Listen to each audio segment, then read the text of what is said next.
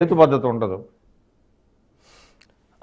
మనతోటి అక్షయ సత్యం గారు ఉన్నారండి, సీనియర్ జర్నలిస్ట్, ఫోన్ లైన్ అందుబాటులో ఉన్నారు. ఒకసారి సత్యం గారితో మాట్లాడదాం. బ్రహ్మనాయుడు గారు, నేను మీరు అవకాశం ఇస్తే నేను leave తప్పకుండా. అవుతాను. Thank you very much Vikram Bola garu డిబేట్లో జాయిన్ అయినందుకు. Right, Satyam garu. Sir good morning sir. Good morning Satyam garu. మొత్తానికి 1వ తారీఖునే ప్రభుత్వ ఉద్యోగులకి మరి జీతాలు వచ్చేటువంటి కార్యక్రమం ఈరోజు 2వ తారీఖు, ఈరోజు సాయంత్రానికి అందరికి వచ్చే అవకాశం ఉంటుంది. అవ్వాతాతల పెన్షన్ ఏదైతే ఉందో గత ప్రభుత్వం ఏదైతే చెప్పిందో, సో చెప్పినట్టుగా ఎలక్షన్ ముందు కూటమి నేతలు చెప్పినట్టుగా మరి గత ప్రభుత్వం కన్నా మిన్నగా కూడా ఈసారి మరి పథకాలు అమలవుతున్న పరిస్థితి కనపడతా ఉంది. మరి సమయానికి జీతభత్యాలు కూడా అందుతున్న పరిస్థితి కనపడతా ఉంది. సో ఈ ప్రభుత్వం ముందుకి ఇదే విధంగా వెళ్తుందని అనుకోవచ్చా? సార్ ఖచ్చితంగానండి. 1వ తారీఖున జీతాలు ఇవ్వడం, తర్వాత వాలంటీర్లు ప్రమేయం లేకుండా సరైన సమయానికి పెన్షన్లు పంచడం, ఇవన్నీ కూడా మంచి అచీవ్మెంట్స్ అండి ఇది కూటమి ప్రభుత్వానికి. అయితే ఇప్పుడు వైసీపీ ప్రభుత్వం పోయి కూటమి ప్రభుత్వం రావడం వల్ల బెనిఫిట్ ఒక ఎంప్లాయీస్ కే కాదు సార్. ఇప్పుడు వరకు ఏంటంటే ఎంప్లాయీస్ జీతాల గురించే చర్చ అంతా జరిగింది. వైసీపీ ప్రభుత్వం పోవడం వల్ల ప్రతి ఒక్కరు ఏం ఫీల్ అవుతున్నారంటే ఒక అరాచక పాలన పోయింది అని కొంతమంది ఫీల్ అవుతుంటే, నా పొలం మీద హక్కు నాకు మిగిలింది, నా పొలం నాకే ఉంటది, లేదా నా ఇల్లు నాకే ఉంటది, లేదా నాకు 4 సీట్లు నాకే ఉంటది, నాకు ధైర్యం వచ్చిందని ధైర్యం కొంతమందికి ఉంటే, ఈ కొంతమంది ఎంప్లాయీస్ లో, ఈ గవర్నమెంట్ ఎంప్లాయీస్ వాళ్ళలో కూడా మా జీతాలు మాకు వస్తాయి, మా జాబ్ గ్యారెంటీ మాకు ఉంటది, కనీసం మేము దిగజారకుండా పరిపాలన చేయొచ్చు అని కొంతమందికి ఉంటారు. ఇవన్నీ కూడా ప్రభుత్వం డెవలప్మెంట్స్ అవుతారు. అయితే చంద్రబాబు నాయుడు గారు, పవన్ కళ్యాణ్ గారు, లేదా మోడీ గారు, బీజేపీ నాయకులు ఇదంతా కలిపి 3 రోజుల్లోనో లేదా 3 నెలల్లోనో, 1 సంవత్సరంలోనో అస్తవ్యస్తమైన ఆర్థిక వ్యవస్థను చక్కదిద్దేస్తారు అన్నట్టుగా మన వెంకటేష్ గారు లాంటి వాళ్ళు భావిస్తే అది చాలా తప్పండి. ఎందుకంటే ఇప్పుడు జగన్మోహన్ రెడ్డి గారు చేసిన పాపాలన్నీ నేటి ప్రభుత్వం అనుభవించాలి. ఇప్పుడు చంద్రబాబు నాయుడు గారు కానీ కూటమి ప్రభుత్వం కానీ కంట్రోల్స్ పాటిస్తూ, సంపద క్రియేట్ చేస్తూ, కంట్రోల్ పాటిస్తూ ఆర్థిక వ్యవస్థను కంట్రోల్ చేసుకుంటే వెళ్తే ఒక 4-5 సంవత్సరాలకి సెట్ రైట్ అవుతుంది. నెక్స్ట్ ప్రభుత్వం ఎంజాయ్ చేస్తారు సార్. నెక్స్ట్ ప్రభుత్వం వీళ్ళు వస్తే వీళ్ళు ఎంజాయ్ చేస్తారు తప్పించి ఇప్పుడైతే ప్రెసిడెంట్ కూటమి ప్రభుత్వానికి గడ్డు కాలమే. అయితే వెంకటేష్, మన సోదరులు వెంకటేష్ గారు అన్నారు, మా రాజశేఖర రెడ్డి పేరు పెట్టినప్పుడు వ్యతిరేకించారు, పెట్టిది ఎన్టీఆర్ గారి పేరు ఎందుకు వ్యతిరేకం, మీరు ఆల్రెడీ చెప్పేశారు అనుకోండి. దానికి అది నిన్న కూడా స్పందించారు ఆయన. అన్నా క్యాంటీన్తో పాటు మా డొక్కా సీతమ్మ గారి క్యాంటీన్ రావాలి, పొట్టి శ్రీరాములు గారు లాంటి వాళ్ళ పేర్లు రావాలి, మీ పేర్లు కాదని ఇండైరెక్ట్ గా చెప్పారు ఆయన. రెండోది వ్యతిరేకించలేదు అంటే వ్యతిరేకించడానికి సమభాగస్వామ్యం లేదు సార్. అక్కడ పవన్ కళ్యాణ్ గారు మాట వినాల్సిన అవసరం చంద్రబాబు నాయుడు గారికి లేదు. 88 సీట్లు కాదు, 133 సీట్లు వచ్చినాయి.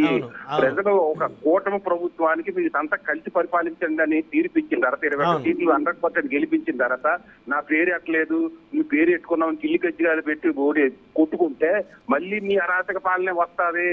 మీది అంటే సారీ, ఈ వైసీపీ పరిపాలనే వస్తుంది. దాన్ని గౌరవించాల్సిన అవసరం ఉంది పవన్ కళ్యాణ్ గారికి. ఇది ఇప్పుడు ఉంది. చంద్రబాబు నాయుడు గారు, పవన్ కళ్యాణ్ గారు ఖచ్చితంగా ఈ పాయింట్ కూడా డిస్కస్ చేయాలి.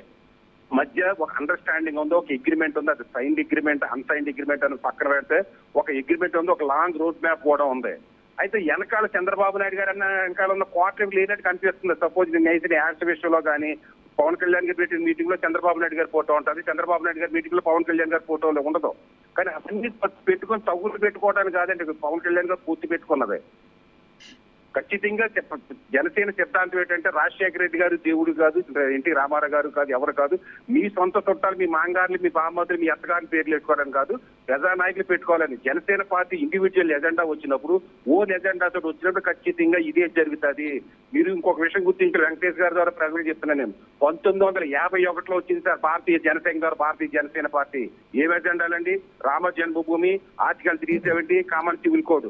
రామ జన్మభూమి చేసి 3-4 సంవత్సరాల క్రితం చేసినట్టే 7 దశాబ్దాలు పట్టింది బీజేపీ తన ఎజెండాని ఇంప్లిమెంట్ చేయడానికి. ఆర్టికల్ 370 చేయడానికి 7 దశాబ్దాలు పెట్టింది. కామన్ సివిల్ కోడ్ చేయడానికి ఇప్పటికీ ఇంప్లిమెంట్ చేయలేకపోయింది. 1984 నుంచి కాంగ్రెస్ పార్టీ తన ఎజెండాని ఇంప్లిమెంట్ చేయలేకపోతుంది. తన సొంత మెజార్టీ వచ్చినట్టు పవన్ కళ్యాణ్ గారు తన సిద్ధాంతాన్ని ఇంప్లిమెంట్ చేయగలరు. కానీ అప్పుడు వరకు కూటమి ప్రభుత్వం యొక్క కామన్ ఎజెండాని కట్టుబడి ఉండాలి. రెండోది, పవన్ కళ్యాణ్ గారికి అంత స్టామినా ఉంది, 4-5 జీతాలు ఇచ్చుకునే పరిస్థితి, అతనికి జీతం తీసుకోవాలంటున్నారు కదా. మరి జగన్మోహన్ రెడ్డి గారు అడుక్కుని అంటున్నారా ఏంటి? తన గేట్లు గ్రిల్స్ వేయించుకున్నారు, కోట్లాది రూపాయలు ఫర్నిచర్ కొనుక్కోవాలట సార్ జగన్మోహన్ రెడ్డి గారు. తన గోడల చుట్టూ ఫర్నిచర్ కొత్తగా కొనుక్కోవాలట. ఆయనకి డబ్బులు లేవా?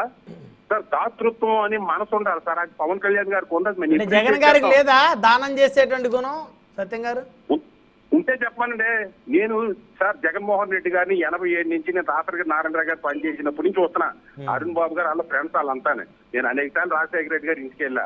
ఏమన్నా చెప్పమానంటే వాళ్ళకి దాన గుణం ఏముందన్నది. రాజశేఖర రెడ్డి గారికి కూడా ఏమైనా దానం చేశారని చెప్పకుండా రాజశేఖర రెడ్డి గారు చనిపోయారు కాబట్టి ఆయన గురించి అనుకోవడం వేస్ట్.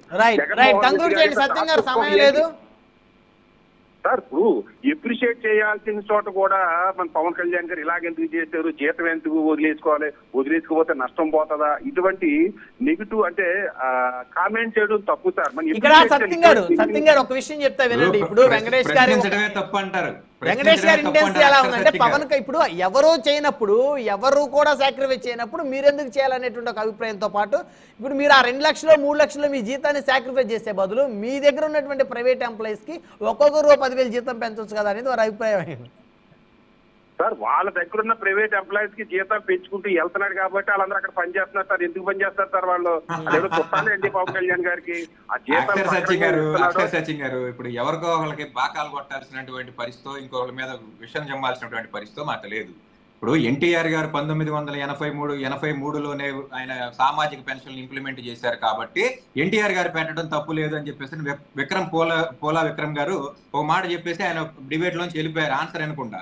మరి వైఎస్ఆర్ ఆరోగ్యశ్రీ ఫస్ట్ ఇన్స్టాల్ చేసింది ఆయనే, ఇంట్రడ్యూస్ చేసింది ఆయనే. మరి దాని పేరు ఎందుకు మార్చారు? దాని మాత్రం గత ముఖ్యమంత్రి కాదా? ఇంప్లిమెంటేషన్ ఈ దేశంలో